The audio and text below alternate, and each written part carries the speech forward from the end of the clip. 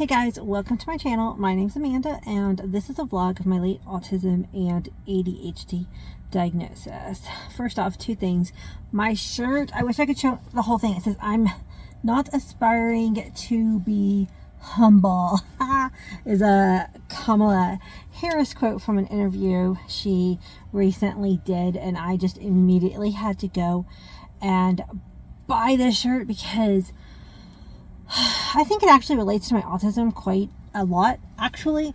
But my entire life, I have had people tell me, "Oh my gosh," I mean, like in a very sarcastic way, like, "Oh my gosh, are you, like, don't," how do they phrase it? "Oh, why don't you try to be humble?" Or, basically accusing me of not being humble. And the thing is, if that is your vibe and I don't even know the right words, but if it calls to you and you want to be like known as a humble person, then yay, good, that's for you. That's not for me. And I think part of it is because growing up, I had to be my own cheerleader. I was constantly fighting for like everything that I achieved. I didn't get much supports and helps, and so I wasn't humble because I was really proud of the things that I did that were hard for me. And sometimes they were things that were easy for other people to do, but they were hard for me. And so if I didn't acknowledge them, because to other people it might have been easy, like it might have been things that were like no big deal, but I knew how hard they were for me. And so if I didn't toot my own horn, wasn't my own cheerleader, then nobody else was going to do it. So I would say things like that, you know, be really proud about some accomplishment I did. And then that would be the pushback I'd get, like, "Oh my gosh, you're not being humble," or "Shouldn't you try to be humble?" And when Kamala said in that interview, there are a lot of women out there who are not aspiring to be humble, it healed. It healed something in me. I needed to hear a leader say that. I mean, you know, like, it's amazing to be 44 years old and hear something like that from, you know, the potential, hopefully, leader of our country, and just know that, like, if she can heal a little part of me, like, she's so good, and I think that she's going to do a lot of healing for our country in general. The shirt came in today, and I immediately just had to put it on. I'm just so inspired by this quote. The other thing that I wanted to say is, this potentially is my last video with my long hair, unless I do one early next week. I've got a hair appointment on Wednesday, and I have been really contemplating going into a pixie cut. I've had my hair pretty long like this now for, I don't know when the last time I cut it really short. I think at the beginning of COVID. So yeah, my hair grows really fast. So probably about 4 years ago, it was maybe chin length. I had, like, it was a short, not quite a pixie style, but it was really short, and I've cut it every about 4 months since then. So yeah, and I don't know, I'm just like, I love my curls, and so as you can tell, when my hair's shorter, they turn into these cute ringlets, which I'm obsessed with. Again, I'm not humble, right?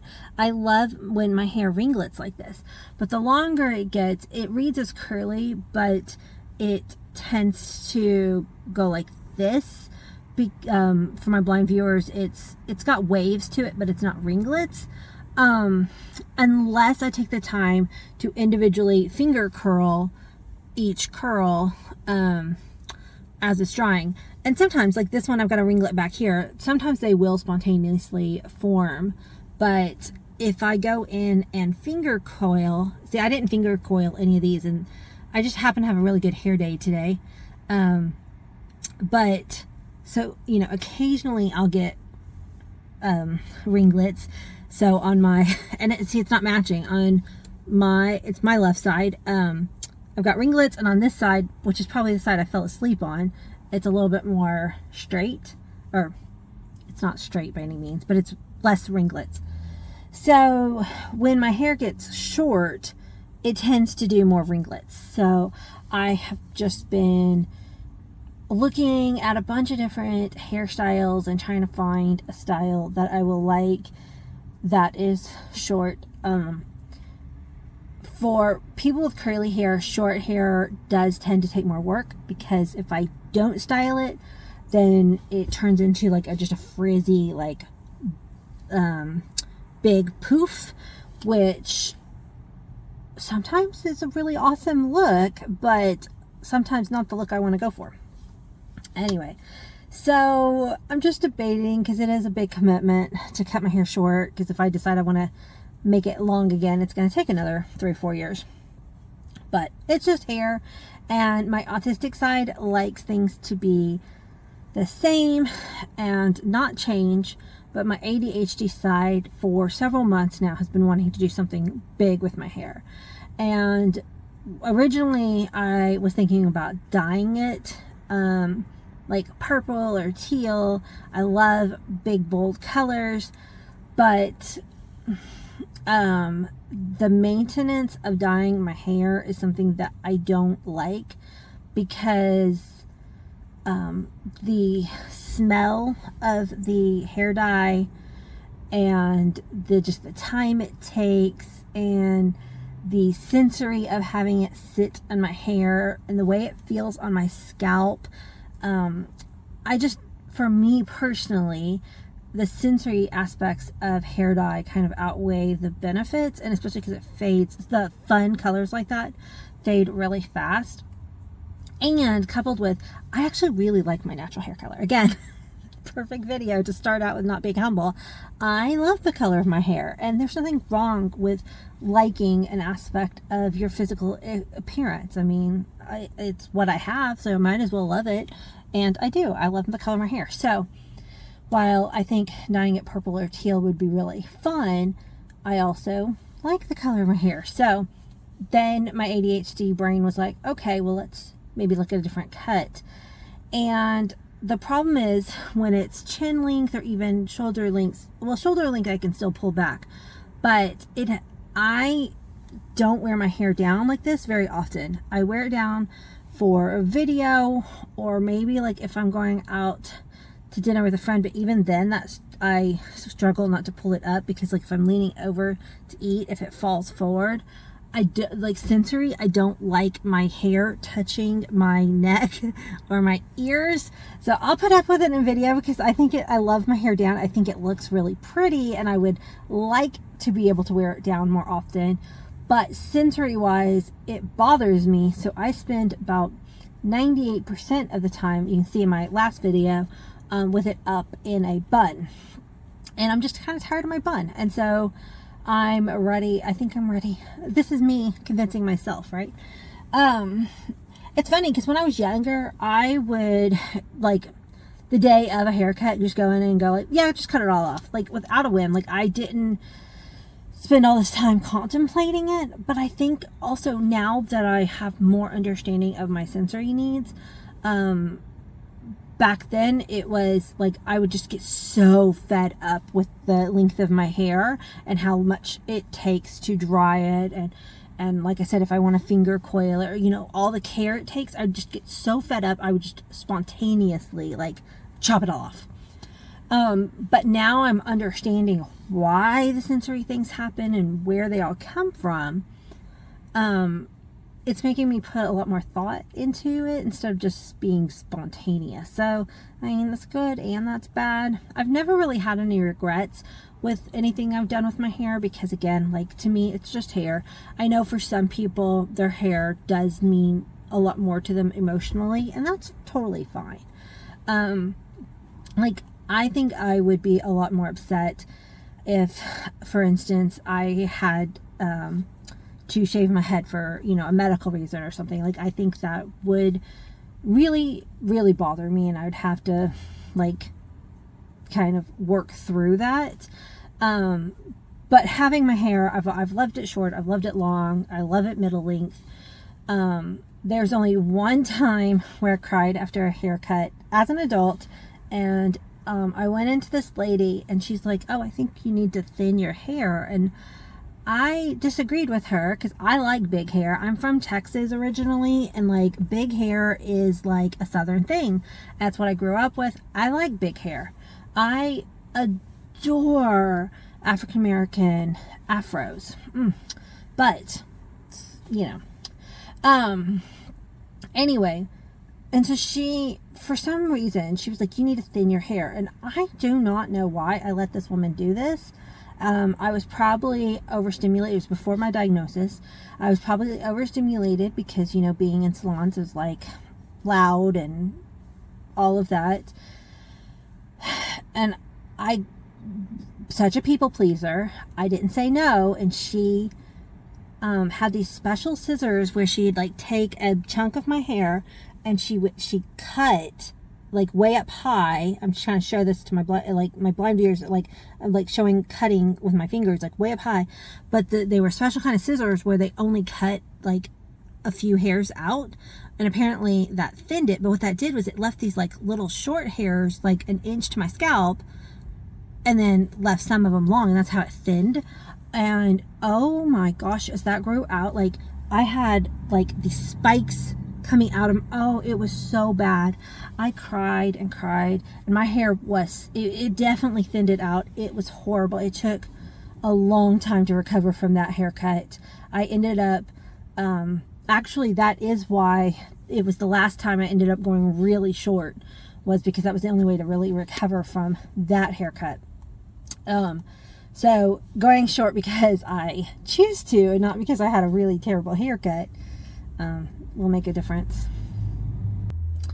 Okay, well, who knew that I was going to spend most of the video talking about hair? But the thing that I have found with my videos is sometimes when I just talk about my experience as an autistic person, other people will relate to that, and they will hear parts of themselves that they just hadn't even thought about, like maybe, you know, talking about sensory stuff around hair. So I don't know, sometimes a part of my brain is like, oh my god, what am I talking about? Nobody's gonna care about this at all, like be quiet, Amanda. But again, that also points to being undiagnosed autistic and having people just not interested in my info dumps. When I would try to share stuff with people, people will tell me I'm rambling on for too long, and like people that I actually cared about in my life constantly telling me just that I talk too much, or I talk too much about a specific thing, and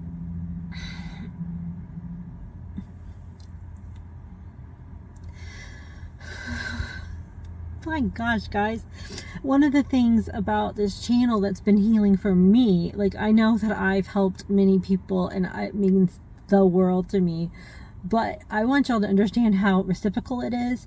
One of the things that has been healing for me for having this channel is having people who are interested. Not everyone's going to be interested in every video, and that is fine, but when I put out a video, having somebody who's like, oh my gosh, I loved when you talked about blah, blah, blah, blah. Even if it's just one person, it's like, I know that there's people out there who think that things that I have to say are interesting or informative or whatever it is. And so that heals me, you know? So, oh my gosh. It's been an emotional week. A while back, earlier this summer, I told y'all I got diagnosed with PCOS, and I do think that I still have PCOS, but last week I went to another doctor, and it was a bad experience. It was it was not a good experience, but she took 30 seconds to look at my chart, and she said, I don't think you have PCOS. And then, so I was sitting there defending my diagnosis that my general practitioner had given me. And I wasn't expecting to have to do that day, so it was really kind of startling in itself. And I was like, well, if you don't think I have PCOS, what do you think it might be? You know, because she's a professional. She's like, well, you have all the symptoms of PCOS, but you don't meet the diagnostic criteria. And I'm like, okay. And then again, I went to like, well, my doctor said I did because of this test, you know, that we ran. And I'm not going to go into all the medical details, but, you know, again, she's just like, I don't think you have PCOS. So that was last week. So earlier this week, I had another appointment with my general practitioner to talk to her about it. Cause like, I'm like, well, this other professional said this, like, I do, like, from everything that I've been reading after you diagnosed me, PCOS seems like it really fits. Like she said, I have all the symptoms, but I don't, you know, she's like, my general practitioner's like, no, I do think you have PCOS. But one thing she said is, and it makes sense. So when you have a big group of symptoms, a lot of times a doctor, and this is why a lot of women get diagnosed, misdiagnosed with before they get their autism diagnosis, because autism isn't rare, but practitioners for a while thought it was, I guess. But anyway, so when you have a lot of symptoms and traits, a doctor, what they're kind of trained to do is to diagnose the most common answer for those symptoms and traits first. And so with my big list of symptoms and traits, PCOS is the most common diagnosis. But these symptoms and traits also could be a more rare condition called Cushing's disease or Cushing syndrome. I'm still learning about it. And so she said, I do think you have PCOS, but the test for Cushing's is not very invasive. Would you like to run it? So we're going to do some lab work to test for Cushing syndrome. So if any of y'all have Cushing syndrome or Cushing's disease, I have not been able to discern which is which, and I don't remember which one the doctor said now, because I didn't know they were two different things. So I've got to go back and ask her. But anyway, so I'm going to be running a test for that. And basically, we're thinking it's going to rule itself out. And then it'll be like, okay, if it's not that, then it is PCOS. But that's just been, it's been a really mentally hard, like, dealing with that doctor who is very incredibly dismissive for all other reasons, not just that. Like I said, I don't want to go into specifics, but it was a very hard appointment. And then I've had some conversations on my channel about my relationship with my mom, and after my diagnosis, how my relationship with my mom has shifted a little bit, and how I'm working to repair it and create a new, healthier relationship with better boundaries. Because one thing that was a dynamic in our relationship was not having boundaries. My people-pleasing mask always said yes to my mom no matter what, because she was my mom. And even when I was a full-grown adult, I never felt comfortable saying no to her. So trying to establish boundaries with her at age, you know, starting around 40-ish, has shifted our relationship quite significantly. And so this week we kind of butted heads. I don't know, that's not the right word, but like, we're in the middle of something, so I don't really want to talk about it yet, because I'm in the middle of it with her. But that it's a ongoing, like, it's a relationship that I am, you know, 100% invested in. Like, I want to have a healthy, good relationship with my mom. So it's taking a lot of mental work, and so that's taken up a lot of my week. And on top of it, my cat, one of my cats, I've got two cats, Magic, she got really sick, and she had to spend the night at the vet one night. They did all these labs. All her labs came back 100% healthy, but she wasn't acting right. She wasn't eating, she wasn't drinking, she wasn't using the restroom. And she stayed on the couch for several days. She got down one time to go pee. And then she finally started eating if I put food like right underneath her mouth. She'd take a couple bites, and that was it. So I've been calling the vet back and forth like every single day this week, keeping him updated. And then he gave me some new medicines for her. And this morning, she finally, for the first time since Tuesday, started moving around and acting like she was maybe starting to feel a little bit better. So that's been mentally and physically exhausting, because like we've been dealing a lot of like trying to take care of her and going back and forth to the vet and like that and stuff. So it's been a rough week. And on top of that, everything political and world events, plus, you know, the hurricane stuff just hit me really hard this I personally don't know anybody in the North Carolina area that got affected, and I don't really know anybody in Florida, but just hearing the stories come through, it's just been really hard. My empathy got, you know, and I don't want to center it about me, like I'm just feeling a lot of strong, sad feelings for the people in those affected areas, and doing what I can to like I'm trying to, my words aren't working right.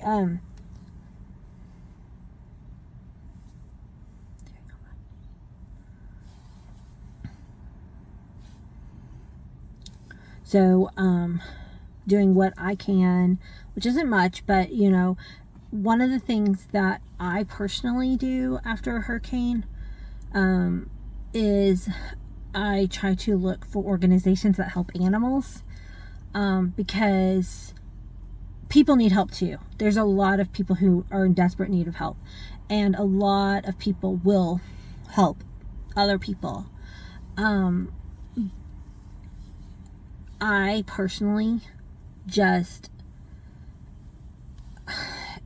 I moved to donate to organizations that will help the animals, because pets and things like that, they don't really have a choice where they live and if they get left behind and things like that. And so I want to help them. I made the mistake of donating to the Humane Society once after a hurricane. Won't do that again, because it wasn't a very big donation, and I feel like after I donated, they spent more money advertising to me to donate more than my original donation. I'm like, that was a waste. So now I found local, small, on the ground organizations that help animals after hurricane relief. So anyway, if you are in one of the hurricane affected regions, I hope you are safe and all your loved ones are safe. And I know that the recovery of your home and everything is going to be a long, long haul. And I always think about the autistic people in those regions, because having everything about your life change routine-wise has got to be so unsettling. So please do whatever you can to take care of your nervous system. And love you guys. Thanks. Bye.